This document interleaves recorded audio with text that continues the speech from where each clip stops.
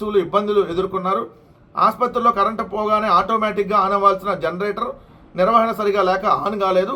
సుమారు 15 నిమిషాలు తంటాలు పడితే ఆన్ అయింది.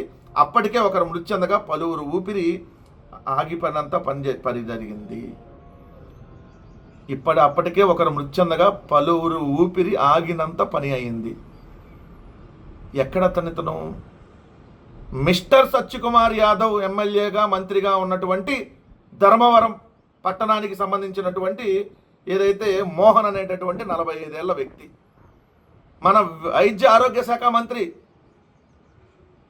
ఆయన ఎమ్మెల్యేగా ఉన్నటువంటి ఊరు ఆ ధర్మవరం నుంచి అదే అనంతపురం ఆసుపత్రికి వచ్చి ఏదైతే కరెంటు లేక వెంటిలేటర్ ఆగిపోయి చనిపోయినటువంటి పరిస్థితి. ఇది కదా మంచి ప్రభుత్వం. ఇది కదా మంచి ప్రభుత్వం అంటే మనుషుల్ని బతికుండగానే ఎలా ప్రాణాలు తీయాలో రోజుకొక సంఘటన చూపిస్తున్నటువంటి మంచి ప్రభుత్వం కదా.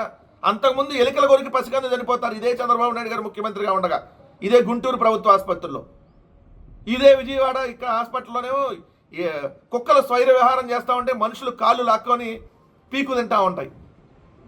ఇక్కడేమో కరెంట్ లేదంట, కరెంట్ లేకపోతే జనరేటర్ పనిచేయదు. ఈలోపు మనుషులు ప్రాణాలు పోతున్నటువంటి పరిస్థితి. అంటే వీళ్ళ ప్రజల ద్వారా ఓట్లతో వస్తే వీళ్ళకి అర్థమైద్ది. అది అడ్డదారిలో ఈవీఎంలో వస్తే ఆ బోర్డర్ ఏదో తెలియదు. ధర్మవరానికి ఒక ఊరు పేరు చెప్పి ఏ మండలంలో ఉందంటే చెప్పలేడు టక్కిన. అట్టంటాడు మనకు వైద్య ఆరోగ్య శాఖ మంత్రి. మన కర్మ కాకపోతే, ఈ రాష్ట్రానికి పట్టినటువంటి దరిద్రం కాకపోతే ఏంది ఇది? దీనికి సమాధానం ఎవరు చెప్తారు? ఆ కుటుంబానికి ఎవరు అండగా నిలబడతారు? పోయిన ప్రాణాలని ఎటు మీరు తీసుకురాలేరు. కనీసం ఉన్నాళ్ళన్నా కాపాడండి.